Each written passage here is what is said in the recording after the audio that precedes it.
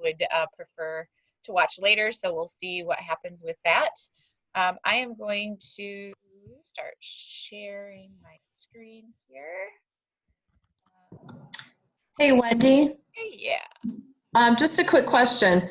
Casey didn't get this email for some reason. Is it okay if I send her the invitation? Oh, absolutely. Okay, she's like, I feel bad just dropping in. Okay, I'm going to tell her. No. This is Okay.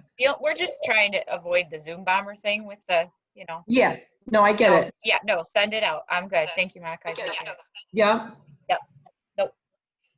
Okay. All right. So it is a little past 1 o'clock, so we're going to get going. I'm sure some people will pop in a few minutes. Welcome to, I think this is number 4 or 5 that we've done one of these through our Michigan Science Education Leadership Association. We are a very small group of science leaders within the consultants, mostly within the state.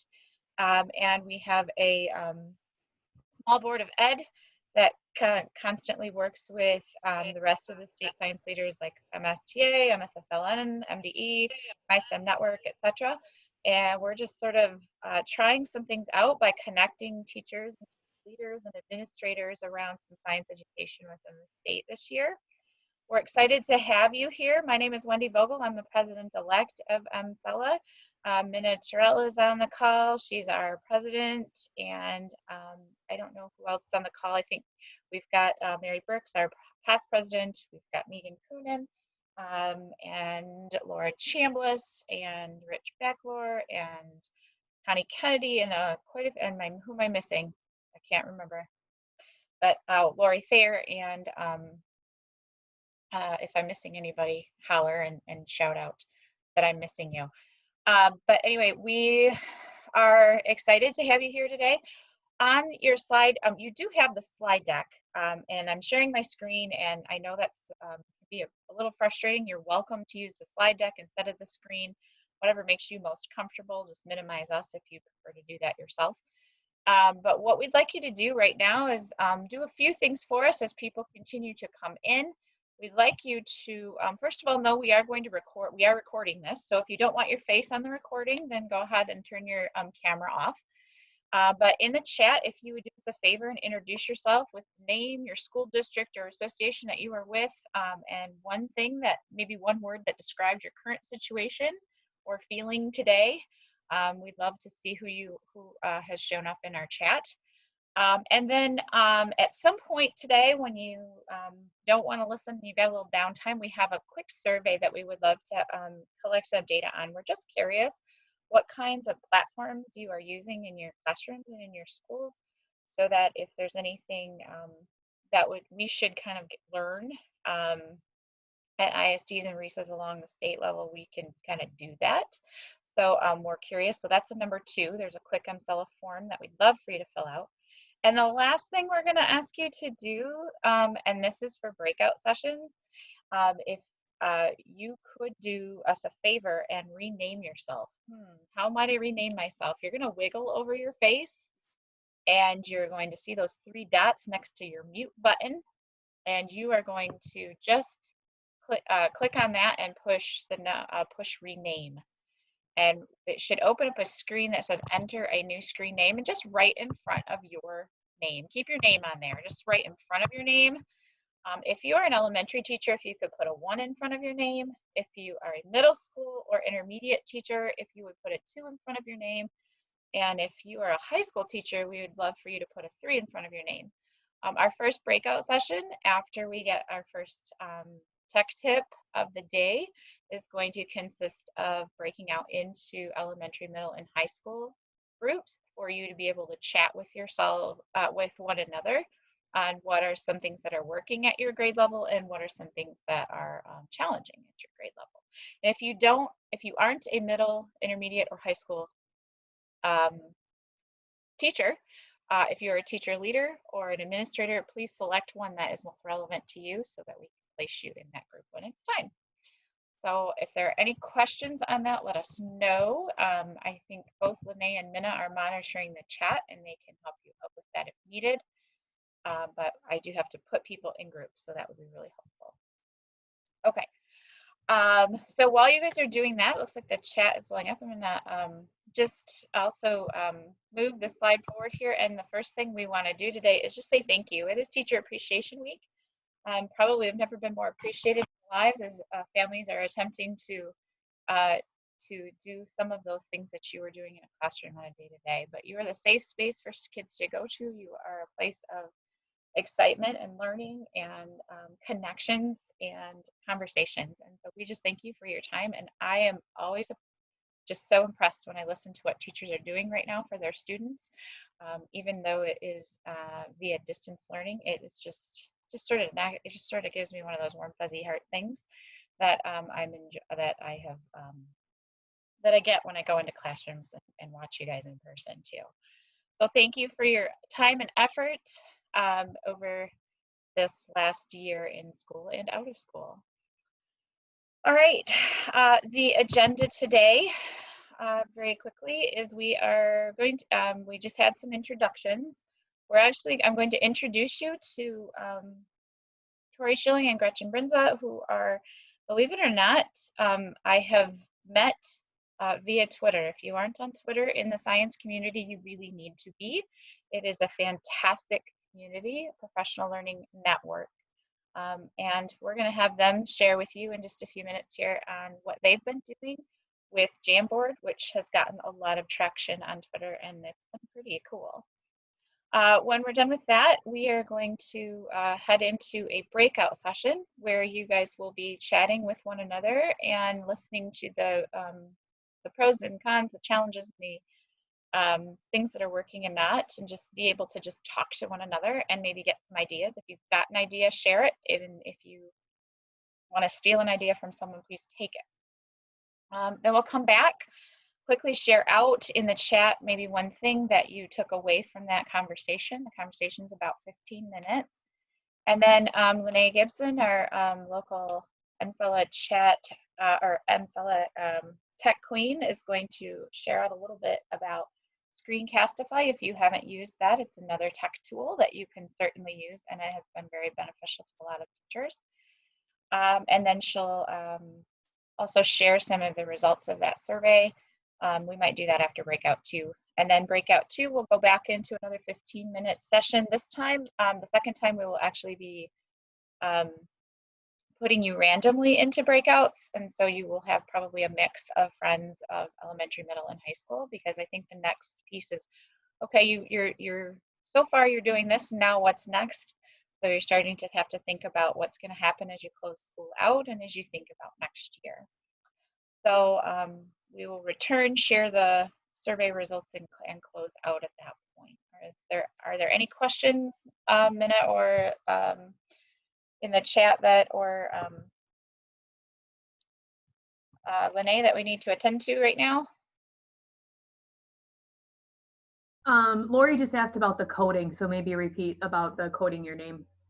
Oh, certainly, yeah. So if you just joined us, we're going to ask that you find, this is number 3, we're going to do, maybe Minna, you could type that in the chat, put a 1 in front of your name for elementary, a 2 in front of your name for middle or intermediate, and a 3 in front of your name for high school, depending on where you would like to be broken out into groups of 3 or 4, about 4 or 5 people. What that does, it allows me to put you in breakouts a lot easier because it sorts you by number. So that's actually a really cool practice you could use if you use Zoom in your classroom too. So you can have your kids rename based on the group, and then it makes it 10 times faster for you to put people in the group that they need to be in. So you're just going to go up to that little 3-dot button next to your mute, click it. There's a rename tool, and you can keep your name there. Just put a 1, 2, or 3 based on you. And if you don't belong to one of those 3 groups, pick the one that is something you would like to be with. All right, anything else before we get rolling here? No? All right, then if it's all right, and I'm assuming here, I'm gonna escape, and Gretchen, I made you a co-host. If you want to, I can share this too, or you can, nope, it's okay. I can share this, I'll present, and I will click for you. Did you see my face? Yeah, I did. It was awesome. So I'm gonna actually turn it over to Tori and Gretchen. Again, I have Tori, 8th grade teacher from Connecticut, and Gretchen, 5th grade in the Chicago area, right? Is that correct? 5th and 6th in Chicago Public Schools. Yep. Okay. So I'm going to turn it over to these ladies who have figured out how to use Jamboard successfully in their classrooms. I'm pretty excited to hear. So I will hand it over to the two of you. Great. And Tori, you can lead everybody with clicking to the Jamboard link. That's cool. Sure. Does everybody have access to this slide deck? They should, and we can put it back in the chat again, but I'll do that right now. Cool. Well, if you have access, you can actually click that link where it says click here, and it will take you to our example Jamboard deck. And from there, the first slide will show you how to click to the next one. So if you go to the top, you can go to the next frame. And on the side, there's like a square with 2 lines in it, and that's how you add a sticky note. So if you're in that Jamboard, you can click to the next frame, and it says, what's your favorite ice cream flavor? And you can try to add a sticky note that says my favorite ice cream flavor is, and then your name associated with it.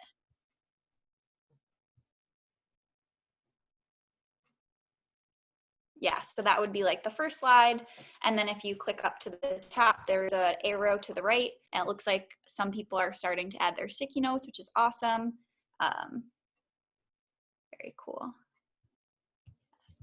And you might have to drag your sticky note over because they do all get added to like the same spot.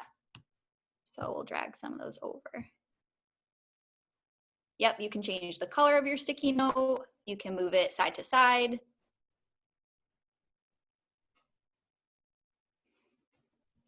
Cool. Nice.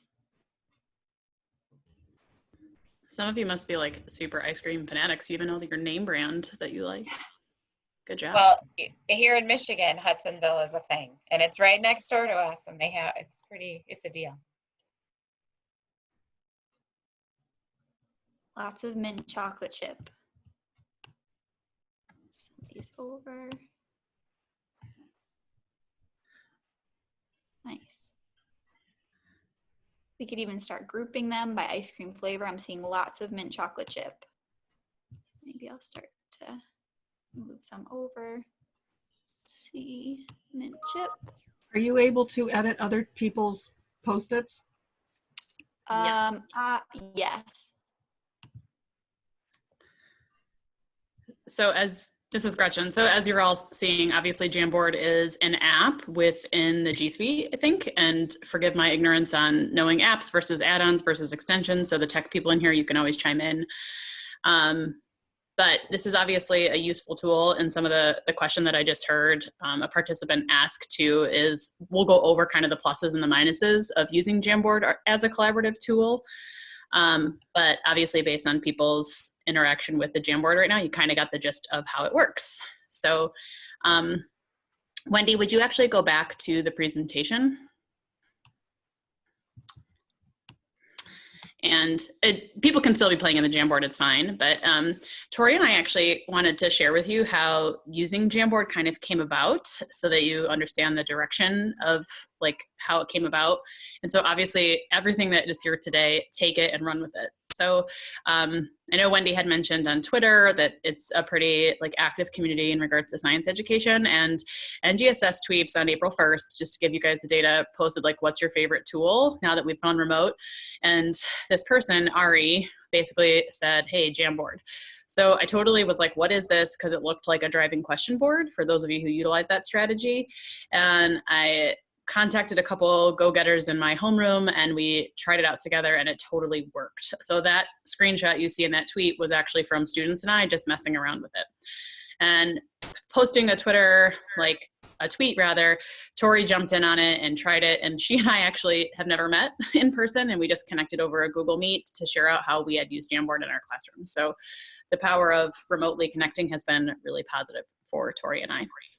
So we're going to share some ways that we've used Jamboard throughout remote learning. And I think I'll speak for Tori on this, but we might actually be using it when we return in person too, just because there's a lot of benefit to it.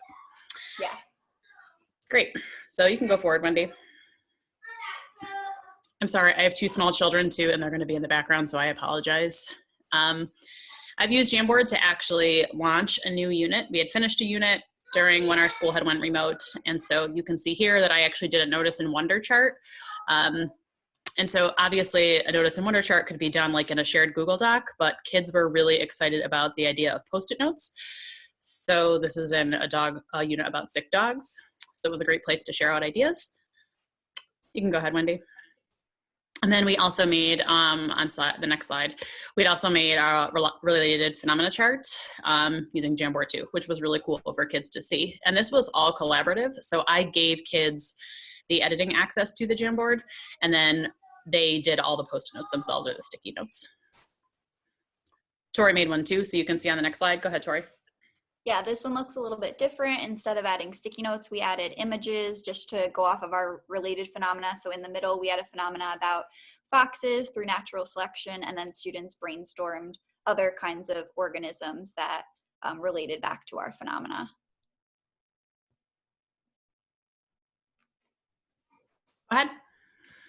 Obviously, when I had first used this tool, it totally looked like a driving question board. And so here is actually a driving question board that my 6th grade students and I are working on right now. And you could actually obviously give editing access to all of your students, but I have really large class sizes and I only meet twice a week live with my students. So what I did is kids were dumping questions into a Google form, and then I was able to add kids' questions to Post-it notes. And here you can even see that kids that had basically the same type of question, I put both their initials on the same Post-it note, just so that the board wouldn't be overflowing with the same types of questions. So I actually put this one together and categorized them by content. Go ahead. This is our driving question board, very similar. We did it kind of by category. So some bigger categories started to emerge. So then we made those sticky notes the same colors just so you could kind of see where we're going. I saw that someone in the chat said they use Padlet for their driving question board in their classroom. That's something that I've definitely used before, but now that I've used Jamboard, I think I would use this just because I really like the color coding options. And also we've been going back to this driving question board and checking off sticky notes. You can kind of see those green check boxes as to like what we figured out. So we'll like check off our sticky notes and then even add like those little red boxes with like a really short blurb. So like what climate did the ancestor foxes live in? I think that says like cold. So we obviously learned more than that, but just kind of a little summary about how we answered that question, or where did the ancestor fox live, or can it breed with other animals? So like under those it says no, but I like it because you can actually like check off sticky notes, move them around, create like another board maybe of just like certain sticky notes, kind of like a summary chart. So I feel like there's a lot of options for moving these around, but I definitely agree that Padlet is a great option too, because I've used that before. Go to the next slide. Yeah. Another way that we've used this, and I got this idea from Gretchen, is a digital gallery walk. So the way that we both set this up is first, if you go to the next slide, we had students initially model in a Google drawing and imported images, like preloaded images for them to use. I told students that they could do whatever they wanted. Some of my students imported like maps and other students imported other images. But I had ones that they could just like drag and drop over. That way they didn't have to worry too much about that, and then encourage them to add text boxes to explain their phenomena. At the bottom of the Google drawing, I just left some like fake sticky notes for them to add any questions they have. And then they like created their initial models in a Google drawing. And then on the next slide, it shows you some examples of how students kind of took that and ran with it. So like you can see one student added like a map and then kind of started to explain his thinking on the left-hand side. Other people added arrows and added text boxes for explanations and added their questions. So they kind of made it their own. But I figured preloading those images would kind of get them started. And then what we did was we screenshotted those models. If you click the next slide, and imported them into Jamboard. So I think I picked 12 student models that kind of represented ideas for the like group, and imported them into Jamboard. That way they were all set for students to add sticky note feedback. So you can use that button to import any image. So that could be an image you find off of Google, or it could be a screenshot of a student model. And then the top, you can add multiple boards. So I had about 12 boards with 12 different student models in there. And then if you go to the next slide, this is what I showed students. I said leave 1 to 3 sticky notes total of feedback, or else it would get a little bit crazy. I separated them by class or by block. I gave them some tips as to feedback to avoid, and then some sentence starters for what they could put on their sticky notes. And then what we did from there is students added their sticky notes onto our Jamboard. The one on the next slide is the one we did during my live lesson, so I didn't have students' names on it to show, but like we did like a Google Meet kind of like this, and I added the sticky notes for students, or they added them. We had like note takers, but the other ones have students' names like on their sticky notes. So if you click to the next slide, you can see what that kind of looked like. And that was for each student model to give feedback or say what we agreed with and what we liked or how it was different than our models. Which was pretty cool to see students' ideas. I actually got a few emails from students saying this was like one of their favorite activities because it actually felt like what we did in the classroom, like it brought back those routines a little bit. So that was really nice to hear. And moving forward, this was kind of the precursor to Tori's. So I did the same thing, except you can kind of see the downfall of mine, that I did not ask students to put their name on it. So then we didn't know whose was whose. Just so you are aware, in Jamboard, when students are working, that whatever their Google image is tied to their profile does actually appear in the corner of a Post-it note as they're working. But it's really important to ask students to name their sticky note just so that you can tell who's doing what. Go ahead, you can go to the next slide. So these were just some general tips that Tori and I had brainstormed. And I think you could kind of see in what both we had talked about the names, or actually giving a lesson on what it means to give appropriate feedback, lesson learned from me. And obviously that means you're going to have to monitor what that feedback is. And just to help students with diverse needs or acquiring English, to actually preload some sticky notes with sentence stems is a great tool for students who may feel stuck or who need added support. And if you go ahead to the next slide, the whole gallery walk idea, actually, I found in a Facebook group of a woman who was making like a portrait gallery for her art class. So a culminating project that I had used in my classes, we made models to explain this Mount Everest phenomenon that we were using. And as you can tell in the bottom right, it was that they had to give feedback or shout outs. So kind of taking from Tori, where Tori gave like a limit for how many Post-it notes can end up on a Jamboard. I definitely did not do that. So that was a lesson learned, just because the feedback got to be, it was like too much. So you can kind of tell from that example. And all the feedback wasn't necessarily high quality from students. It was more surface level. Go ahead, you can go forward. Tori's got a good tip on how to actually take attendance. Oh yes, because this was my biggest concern, is if kids forgot to put their name on a sticky note. We as a district have been tracking data on students, just attendance and participation. So I had to have some way to know which students participated without having to look through Google Drive history and all that stuff. So what I did, in addition to having students go through the models and add 1 to 3 sticky notes of feedback, I noticed that a few students were forgetting to put their names. So I created this Google form to go along with the Jamboard, and I learned you can add so much to a Google form, which is also really cool. So I had my daily lesson imported in there, and it says step 1, watch this video. Step 2, find our class Jamboard and leave a sticky note for feedback. And then step 3, complete the rest of this Google form. And so I had imported the 12 models uploaded to the Jamboard, and students could select the models that they ended up commenting on.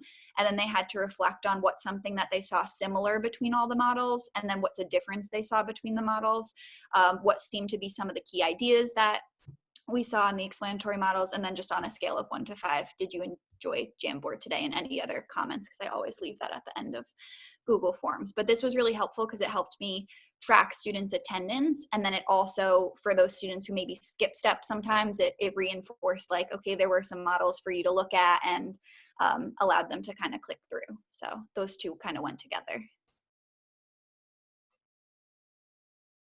Yeah, the images from Jamboard, so the same models that I uploaded to Jamboard, the same 12, I uploaded to this Google form, so they went together.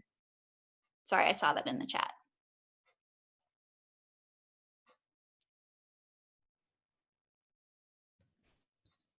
And Tori and I, we're just going to have you practice one more time on actually using Jamboard. So if you click back to that same link that we started with the ice cream flavors, if you go to the top where it says,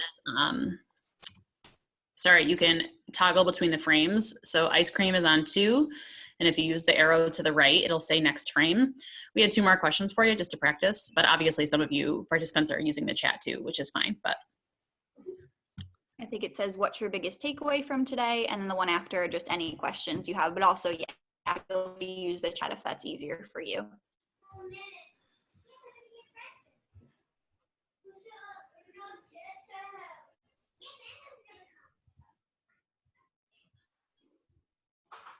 I like the sticky note feature because I feel like in most science classes we use sticky notes, so it's kind of familiar for us and familiar for students, and it just like feels more normal during this distance learning. And like Gretchen said, I definitely think I'll be using Jamboard even when we go back to school because it's just way easier to organize than a million sticky notes that seem to fall off of my walls all the time. I'm even thinking for like a summary table, usually a row of my summary table is questions we have, and then another row is questions we've answered. And usually we try to move the sticky notes over to show what we had and then what we answered. But even that can get a little bit complex, whereas I like that this is digital. A lot of students can kind of work at the same time, or you can maybe like duplicate it and break students into groups and compare. So I feel like it just opens up a lot more options than just having one driving question board. You can make copies, have students in groups use the driving question board. So I think I would do a mix of both, but I like this as an option. yeah, and I like just the flexibility with this. I think Tori, you had mentioned like post-it sticky notes like fall off or whatever, but this is a lot easier to manipulate them. Or what I end up doing with my driving question board is like we pull questions off when we answer them. So Tori and I, as we were preparing for today, we had even envisioned you could copy a frame. So if you just make a whole copy of your first frame, say, which is your driving question board, you can then delete all the post-it notes for kind of one category and just focus on that aspect and even answer them on there. I will admit too, I don't want to, like, neither of us work for Google or anything, but sometimes it is really hard to have a whole class on the same frame. I have really large class sizes, like 35, 36, and so it's just too many cooks in the kitchen. So when Tori said that you could actually share out and change change the sharing features and only give certain kids access to certain boards, or a workaround, because that takes way too much time, is next week, as I was planning today, I was just going to stick a sticky note on the post-it note with the kids' names that I want on that board. So then that way they look for which frame they're working on to alleviate the stress of so many people on one frame. Yeah, I definitely agree. I feel like through using it, learn some things that work and some things that don't work. So your first time using it, don't be afraid if things don't go the way you wanted, or kids don't give high quality feedback, or if they don't put their name on the sticky note. But it's been a great like learning experience to figure out what we like about Jamboard and what doesn't work with Jamboard. But it's just another option to kind of get creative and hopefully let students kind of feel like they're in the classroom and see each other's work. I was really hoping to find some kind of gallery walk thing, so that way they could actually see their classmates' work, because I feel like that's something we're so used to doing and we took for granted, is you could just kind of look over at your table mates to see what they were working on. Whereas when you're remotely, you don't get to do that a lot. So we do like idea steals and things like that in the classroom, but we can't do them as easily remotely. This is a really great tool for being able to collaborate in ideas and see each other's work. Yeah, and I love the persons who wrote something about legibility. Like half the time I can't read what students are asking, or what they write, they actually mean something else.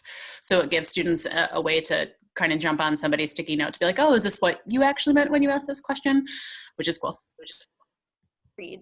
That's a great point.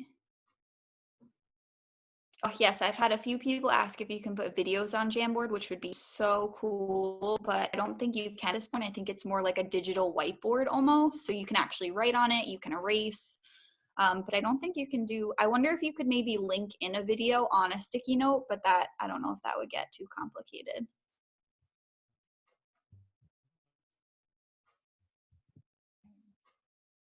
It's a pretty awesome tool. I want to add on too, if your district uses G Suite, it is probably free of charge. One thing we have found out about Jamboard is you have to ask your tech friends to turn it on. So we learned that the hard way. We were ready to pay I think it's only like $6 a month or something ridiculously low, but why pay if you're already getting it with your G Suite or your Google Suite accounts? So before you go and say, uh-oh, this is paid, ask the question to your tech friends in your district if they can just flip the switch and turn it on. So we've found that that's been really helpful. Are there any questions either in the chat or anyone want to unmute and ask Tori or Gretchen any other questions as they kind of wrap up here? I've got a question, if you don't mind, going back to, I actually asked this question in the chat and I'm still a little confused. So the one slide that you had where you had the Google form and then you had the models, was that in Google Slides and you just imported all that into Google Slides, or was that on the Jamboard itself? For the student models? Yeah, so there was like 3 different like you had your lesson, do this step 1, 2, 3, 4, and then you had the models in the middle, and then you had the Google form on the right. Was that all in one document for the students, or was that just for the visuals for this? That was just for the visuals for this. Those Okay. are all screenshots. So what we did was first just had students do their Google Drawing model, and then I took screenshots of their models and imported them into Jamboard. But yeah, it might look a little funny because I like screenshotted everything to put into the PowerPoint presentation. Okay, so those were all separate documents or apps or whatever. Okay, thank you. That makes sense. No problem. I just want to say too, like, there's like a process to it. Tori and I, like, this, it's not going to come right away. Like, we kind of worked out some of the details to it or whatever, because I just wanted to, one feature that doesn't work is just copying and pasting. Like, I would screenshot a kid's model that they had turned into me in Google Classroom, and I just wanted to paste it on the frame in Jamboard, but it doesn't allow you to do that. You have to save it and then import it, which is kind of annoying, but I do have a feeling now that people know that this exists and it's kind of exploding, that hopefully with feedback to Google, they might change that. Yeah. Oh yes, it is nice. If you click the 3 dots on Jamboard, you can save each Jamboard frame, like the ice cream frame. You can save it as an image or a PDF, or things like that. How do I organize all those screenshots? I have a Chromebook that screenshots super easily. It has like a stylist, so it automatically, anytime I screenshot, saves to my Google Drive, and then I just upload it, and then I delete all those screenshots in my Google Drive. So it's kind of easy on my end. I think just because of the Chromebook I have, it just goes right to my Google Drive and then I delete them. Yeah, and I use the snipping tool because I have a Dell laptop. I use a snipping tool and then I title them all the same thing. So it would be like Mount Everest Model 1, Mount Everest Model 2. And I just keep the same title and import them. That way it lets me know which frame, which model goes on. And I will say for the gallery walk, it's actually really cool because I think both Tori and I found that, like, when you are trying to explain a phenomenon, right, and everybody gives their initial model, oftentimes in a real classroom, the kids that are the most vocal or who have like the most ideas already figured out, they're the ones that share. But when you do this behind the scenes too, it's really cool because you can be super picky and get really diverse ideas. Like a kid that has this far right idea would never raise their hand and want to share their model in front of the class. But here it's like a safe place to do so, which really gets kids like thinking about, you know, what they're trying to figure out.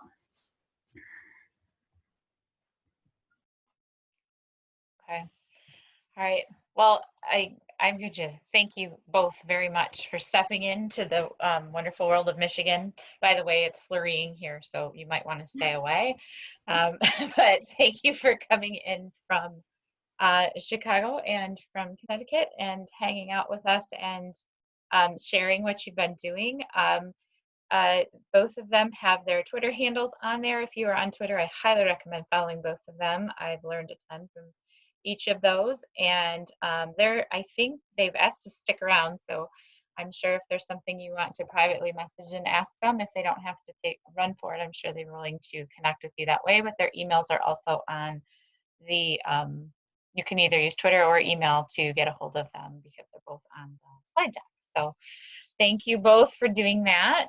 I'm going to share screen just so that you know where we're at, but most of you, I think, are probably on the slide deck as well. We're going to move into a roundtable discussion at this time. And so what we're going to ask you to do is when it comes to, we're gonna break you up into elementary, middle, high. So you should be with some friends that are similar to you as far as what you teach, because I know the what's working and the challenges and just sharing is probably easier within a smaller group that's a little bit more like what you do every day. And there will probably be other people lurking, some state leader friends such as ISD folks and consultant folks, and well, but they're just in there to learn from you as well. But we're just going to ask you to have a discussion. It's about 15 minutes. What is working in your distance learning right now? What challenges are you facing? And do you have anything you can share with others or steal, etc.? So, and then when you get back, we'll ask you to share one of those items from what you took away in the breakout. I would recommend sometimes when you get into breakouts, a little awkward, like who starts, who ends, when we chime in, but I would ask you to maybe just all unmute. There'll be about 5 to 6 of you in that conversation, and maybe just start with introductions and then sort of just chat what's working and what's challenging and go from there. If you have any questions, you can go back to the main room and or situations where you want to switch halfway between, let me know. We'll have one of us stay back in the main room, which would probably be me. So I'm going to stop sharing, and I am pretty close to breakout. There's about 4 of you who do not have a number in front of your name, so you may not get assigned a breakout, but you can certainly tell me where you want to go, and I will put you there if you don't end up there in just a minute. So I'm going to breakout rooms are assigned, and I just want to make sure I have you in for 15 minutes, and I do. So I'm going to open all those rooms, and we'll see you on the flip side.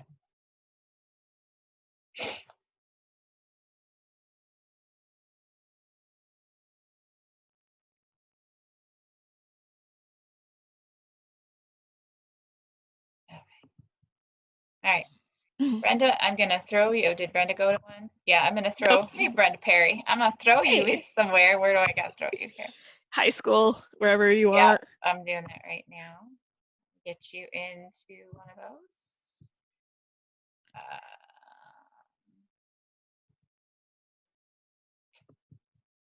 Oh, how can I do that? Can you click on? Is there breakout rooms on the bottom of yours? Hold on a second here. How do I get you to a breakout room when we're not in one?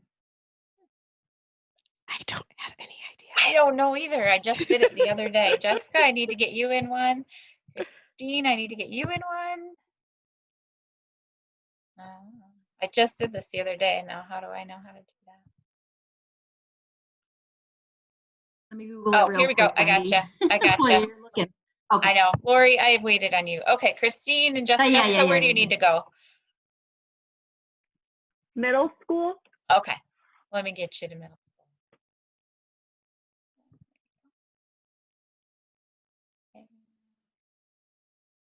Okay. Chris, where do I need to get you?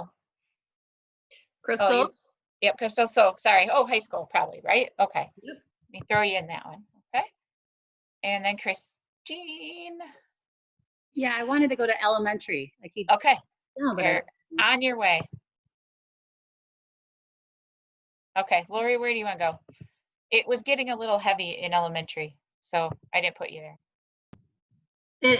It doesn't matter. I'm Wherever. gonna Send throw me you wherever. in breakout room 3. Good Okay. luck. I don't know where it is.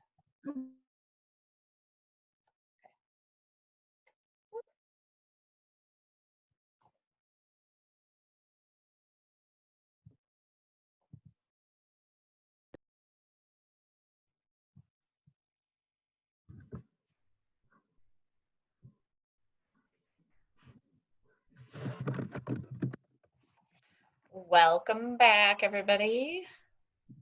Hopefully we didn't lose anybody into the wonderful wide world of the web. Putting the agenda or the slide deck back into the chat. As you come back in, if you would, what's one of your awesome, oh, I put that just to Lori. Emily, why don't I put it to everybody? There we go. There's the slide deck again. If you can share one of your takeaways from the chat, from your group in the chat right now, that would be fabulous. That would allow others to sort of see what else might be out there that they might want to think about and learn about as they move forward. So thanks for their time. I snuck into about 3 or 4 groups and it sounded like a lot of great conversation. So we're going to move forward to Lene, I'm going to let you know, do you want me to share my screen or do you want to share yours with your slide deck? I'll go ahead and share mine so that I can navigate to some other resources as well. Okay. And did I give you hosting ability? I don't know. I don't think you need hosting ability to share screen, right? We will find out in a All right. So we're going to move on to our second tech tool tip, and this is Lene Gibson, one of our MSELA members, she's kind of a techie, and I love how her brain works. So she's going to share with us another great tool if you haven't used it yet. So, all right. So thank you, Wendy. I know we had some really great conversation in our breakout group and posted a couple things in the chat just of some digital other resources from Google. So if your kids already have Google accounts, that makes it really easy to get them into CS First, which is kind of a passion project options for them to learn programming through specific lenses, or applied digital skills, which gives kids badges, as well as digital citizenship. So Be Internet Awesome is their kind of learn how to do good on the internet. So initially when we were kind of talking about this, I know we mentioned at the beginning about talking about Screencastify, but I was kind of looking through and it seems like people are pretty tech savvy. So what I would ask for you is if you can just show me a thumbs up if you have used a screencasting tool in your instruction, and then we can kind of go from there. All right, I think that's been a lot of trial by fire. People have figured it out of necessity. And so I did put those slides in there toward the end, just some screenshots maybe of the resource and the Google extension and that sort of thing. So instead, what I'm going to ask of you is to share a little bit of positivity. So another tool that is really great, I know somebody asked in the chat about posting videos to Jamboard, and while that isn't really an option yet, Google changes by the minute, so who knows in a week. But Flipgrid is a really great resource, super user-friendly from a computer or a tablet or device to be able to see student input and have them record their voice and share pictures. So it can be a video of something. It can also be a selfie video. And so Flipgrid lets you post a topic or a question. So our question for today, what has been a highlight from COVID-19? I know we talk a lot about what are the challenges, what are the struggles, and I just saw, several memes this morning on Facebook after the stay-at-home order was extended here. So I think we need a little bit of positivity and celebration. So I've added the link to the slides, and I will also post it in the chat. And this link will get you directly to the Flipgrid, and then you'll be able to share a video. And this can be on your phone, this can be on your computer. You have a lot of different options for how to add it, but just something that's gone well, whether that's personal, professional, or even with your students, something that's gone well. I can tell the Jamboards are going very well for Gretchen and Tori. And so when you set these up, you can set it up with a link that you could push out, and this does sync with Google Classroom for those using, but you don't have to. It's actually a Microsoft product now. And you can even, if your students don't have emails, you can give them a student ID, and they don't even need an email to be able to access and log in. You can password protect it. So if you wanted to kind of have that added layer to get the students in, and then you can also set it up so that they do need their emails and be logged in. And so if you go to that link, you can post your response. I'll pull up that tab.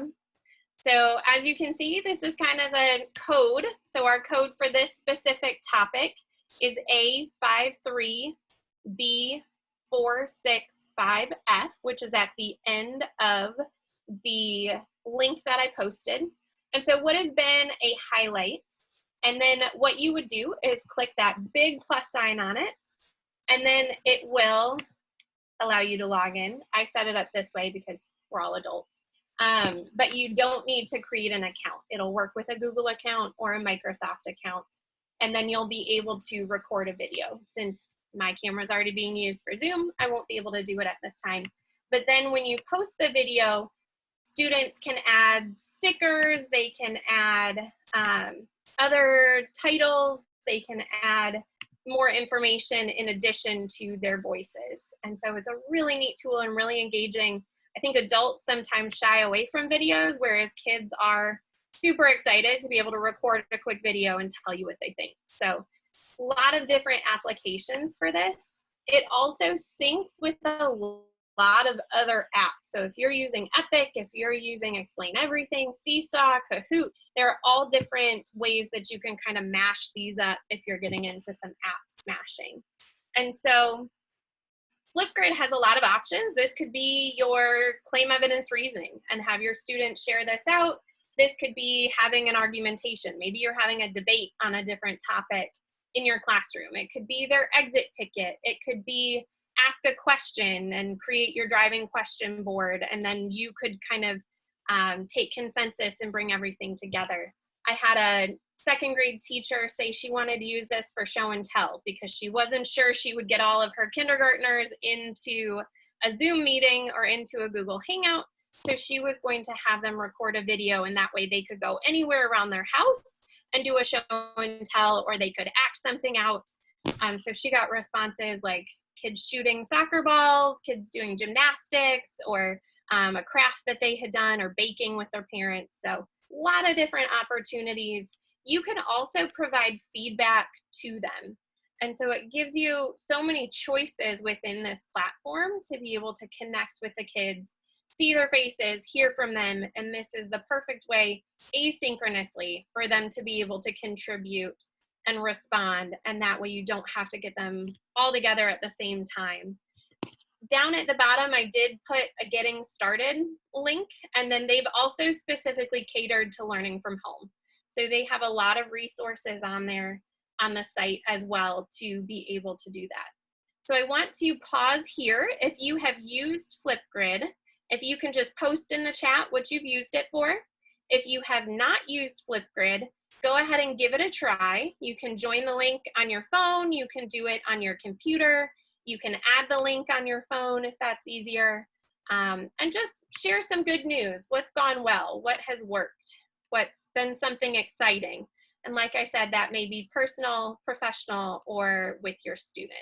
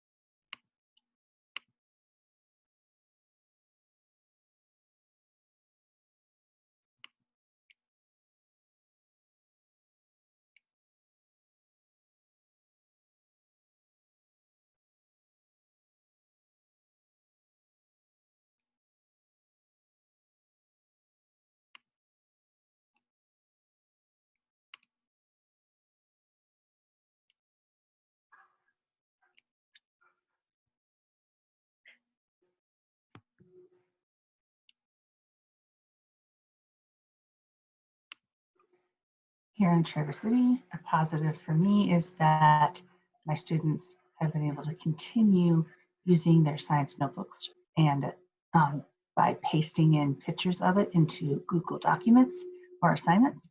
And we've been able to continue some of those habits of mind from class.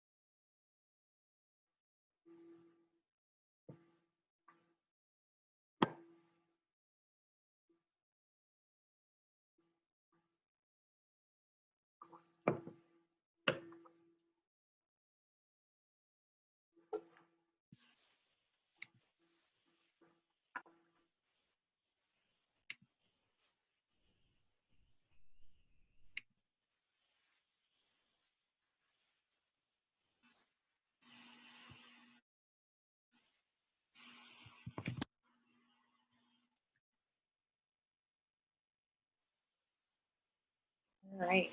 So if you were able to do it, that's great. I was kind of clicking around and showing some of the different controls. You do have the option to add stickers, add text, add images.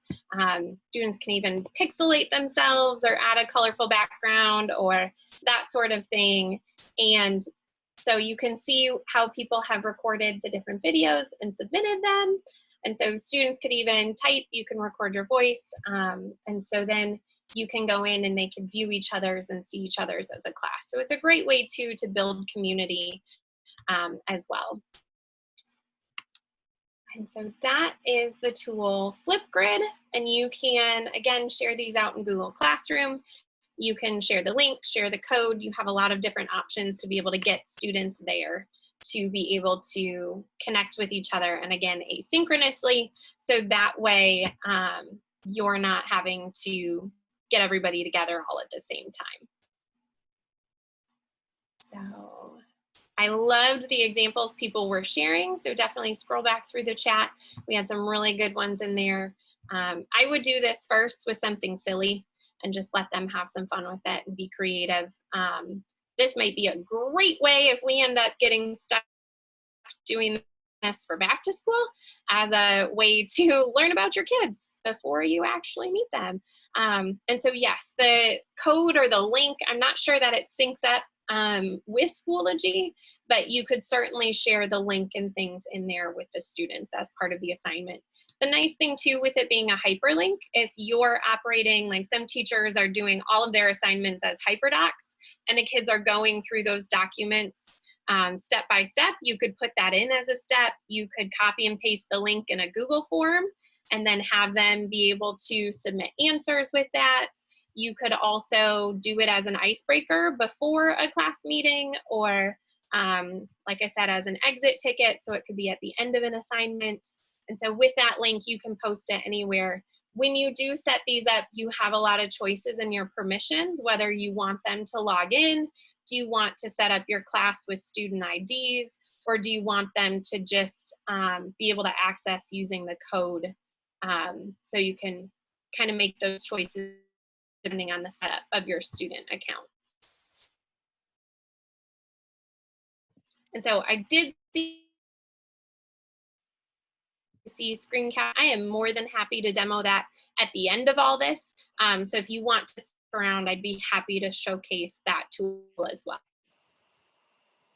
That'd be fantastic, Lene. Thank you. Other questions to get our next breakout set up?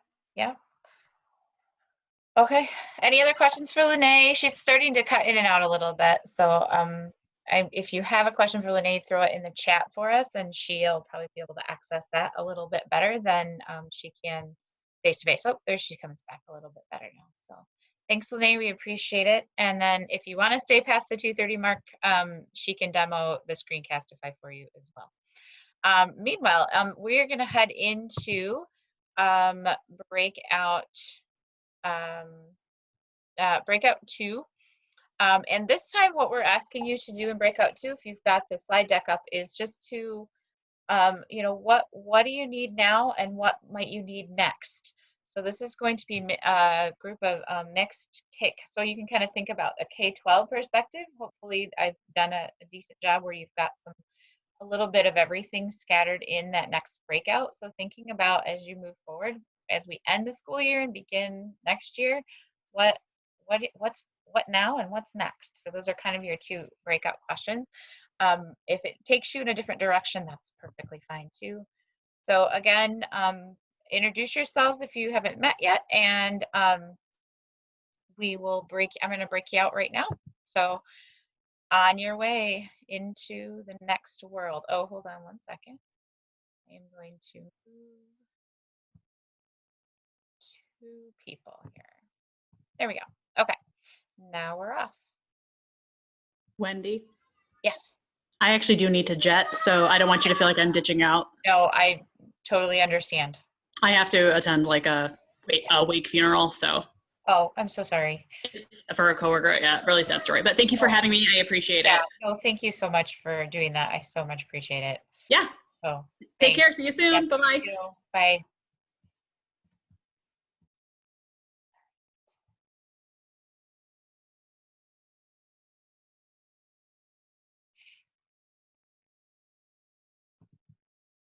All right, did I miss somebody? I feel like I've got somebody still hanging on. Lynette, did you not get somewhere? Oh, she did. Okay. We're good.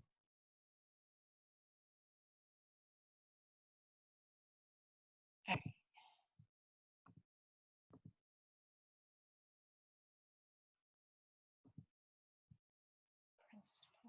So docs, forms, Jamboard, those are all considered apps. Extensions are kind of website or tool shortcuts that show up in your upper right hand of your toolbar on Google Chrome only. So you want to be logged into Chrome. You'll see my little head right there. Means that I'm logged in. This also syncs beautifully across anytime you're logged into Chrome. So whether I'm on my work computer, home computer, some strange computer at a library I might sign into and sign back out, it all syncs up that way so that these are kind of loaded to your account through Chrome. Add-ons are specifically in Google Slides and Google Docs.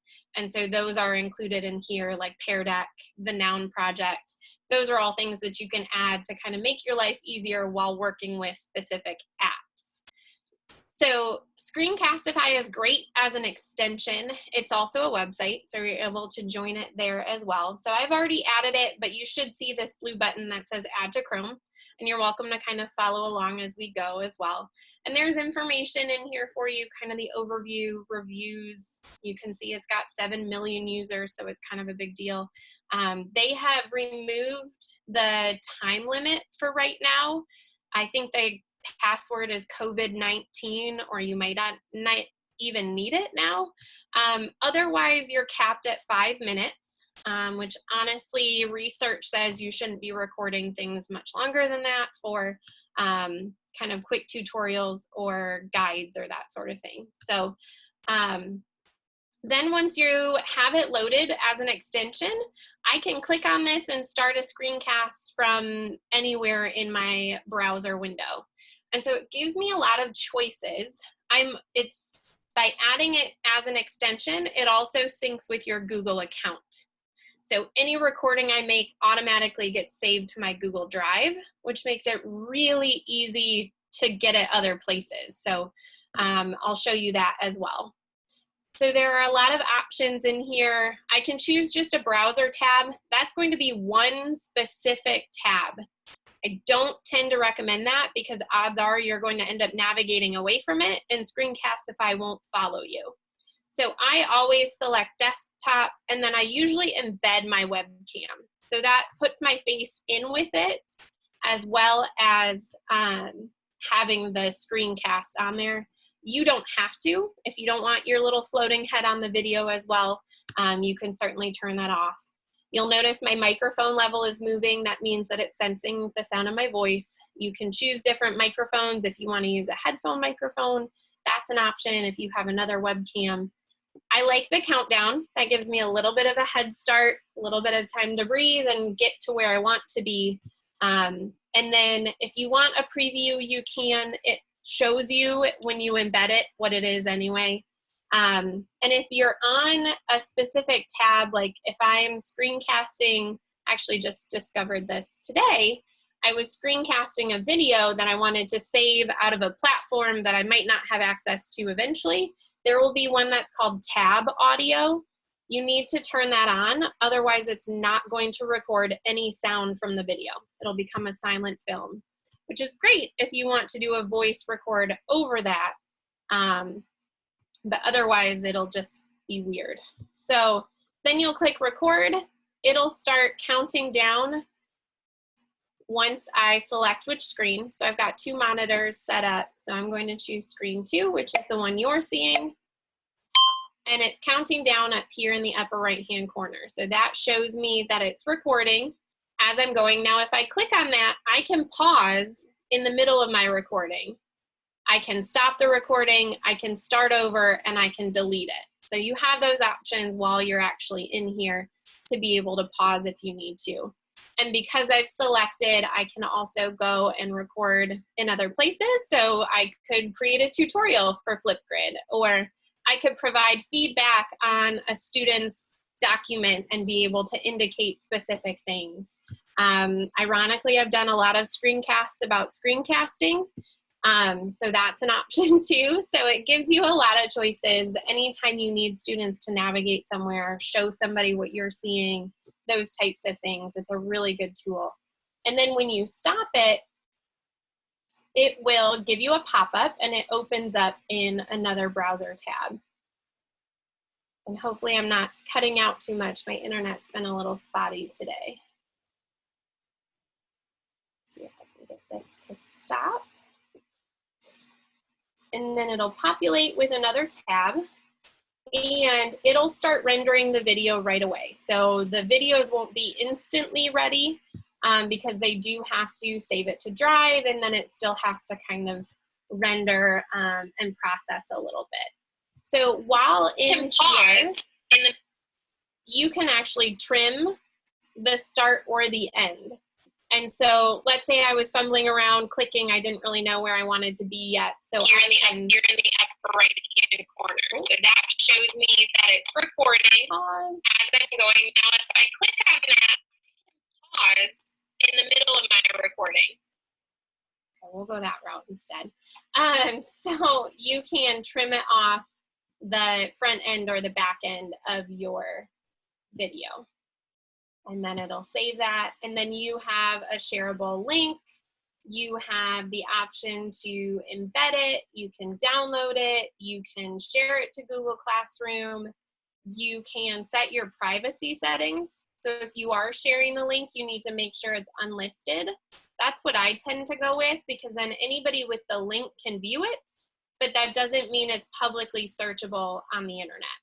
So it's just kind of a separate step. Please keep in mind FERPA and HIPAA. You really don't want to be recording students' first and last names or their faces and posting it out there. So just kind of think about that as well. And so you have a lot of different options. Create a QR code. And then in my Google Drive, it has created a folder titled Screencastify. And that's where all of mine are saved. And I don't have to do anything to have it do that. So that's been really nice too, because then it's right in one place. I can share the link in Google Drive, and it will save all of them in here. So you have some different options, or you can switch accounts. So I've got all these videos that I've recorded as well. And so this one I'll go ahead and delete. But that way you can always go back if you need a link again. You don't have to re-record all of your screencasts. And so in my drive, they're all saved under one folder as well. Oops, and I'm logged into my other account, so that's why it's not popping up. But did anyone have any questions?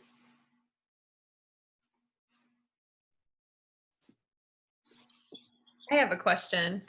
Yeah. Is there a reason that you prefer, so my school just did an intro to Loom. I mean, we're not on board with anything. They're not telling us what to use yet, but I just wondered, for people who are gonna ask me, like, why would someone want Screencastify over Loom? Yeah, I haven't used Loom as much. I've talked to some other people who said it was much more user-friendly, or felt like the controls were a little more step-by-step. Like once you have it, it walks you through, like, here are your choices for the recording. Once you have the recording, here are your choices for sharing. And so it was pretty cut and dry in terms of having kind of those simple, streamlined choices. I think it also depends. Some people have preferred it since it does sync with your Google account. If you're using Google Classroom or your kids have Google accounts, you could specifically share one with a student. So just providing feedback on theirs. And there are other options to record audio and provide feedback and things too, but it just really streamlines the process. So I don't know that I have anything bad to say about Loom. It's kind of user preference. But with a Google account, this makes it really simple to share and do quickly. I mean, these can take 30 seconds or less to then send it out. Yeah, that's perfect. Thank you so much. We're using Google Classroom, so this is tremendously helpful. Thank you. Yeah, I would recommend making a video on using Google Classroom in Screencastify, because that was a huge learning curve for parents and students, of just what I'm going to put in stream versus classwork versus topics, and navigating that kind of stuff really helps. And sometimes too, I've even been told teachers will get questions from their kids and they'll record a Screencastify and then just post it out. And that stopped them from having to reply 30 times to the same email question to be able to give, you know, better directions for students. So, any other questions? Perfect. Well, thank you guys for sticking around, and hopefully this is helpful.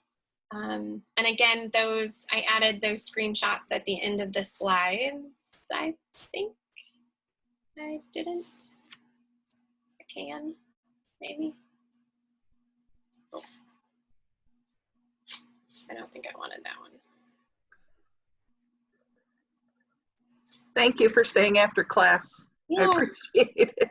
Gladly. I get so excited about tech tools. I wasn't sure which one to do. I've been using Screencastify constantly, but I found some people have kind of tackled it and moved on. So that's why I thought I would switch and do Flipgrid, but it is a really helpful tool. Awesome. Well, thank you very much. Have a great day. Thanks for staying. Yeah, thank you. Yep. Thank you, guys. Have a good afternoon. All right. Bye, everybody. Okay, I'm gonna stop recording. That was MSELA.